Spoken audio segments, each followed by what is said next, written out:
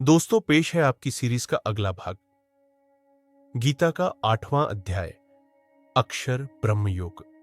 यह अध्याय रवि की जिंदगी के उस दौर को दिखाता है जब वह मृत्यु और अमरता के रहस्य को समझता है कि जीवन का अंत वास्तव में एक नई शुरुआत है। रवि के जीवन में सब कुछ स्थिर था।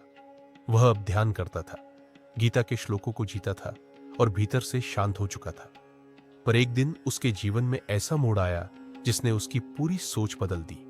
उसकी ऑफिस की सहकर्मी नंदिता, जो उसकी अच्छी दोस्त थी, अचानक एक दुर्घटना में गुजर गई। सब कुछ जैसे थम गया। रवि पहली बार जीवन की अस्थिरता से डरा। उसने रात भर आसमान को देखा और खुद से पूछा, अगर मृत्यु इतनी अचानक आती है तो फिर इस जीवन का अर्थ क्या है। अगले दिन उसने गीता खोली और उसकी नजर पड़ी अक्षर ब्रह्म योग पर, जहां लिखा था, अंतकाले च मामेव स्मरण मुक्त्वा कलेवरम।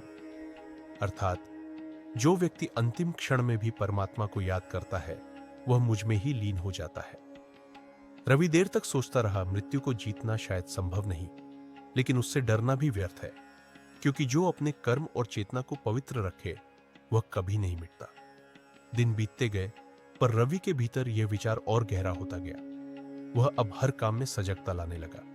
वह समझ गया कि हर दिन जीवन का अंतिम दिन भी हो सकता है, इसलिए उसे हर पल को प्रेम और कृतज्ञता से जीना चाहिए। एक दिन ऑफिस में उसने देखा कि सभी लोग छोटी छोटी बातों पर झगड़ रहे थे। रवि मुस्कुराया और बोला, अगर हमें पता हो कि कल आखिरी दिन है तो क्या हम ऐसे झगड़ेंगे। सब चुप हो गए। उसकी बात दिल को छू गई। उस रात रवि मंदिर गया और शांति से बैठ गया। वहां पुजारी ने कहा, बेटा, ब्रह्म वही है जो अक्षर है, जो कभी नष्ट नहीं होता। रवि की आंखें भर आईं। उसे लगा जैसे वो सब समझ गया हो। जीवन और मृत्यु दो नहीं है, वे एक ही चक्र के दो छोर हैं। उसने महसूस किया कि आत्मा न जन्म लेती है न मरती है, बस शरीर बदलता है। उस दिन के बाद रवि में एक नई रोशनी आ गई।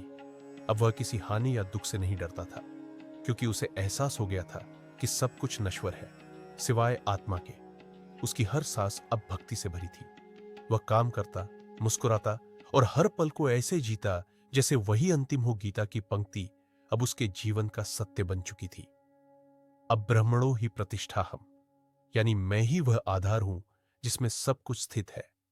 रवि अब समझ गया था कि अक्षर ब्रह्म कोई दूर की चीज नहीं, बल्कि हमारे भीतर की चेतना है, वह जो साक्षी बनकर हर सुख दुख को देखती है।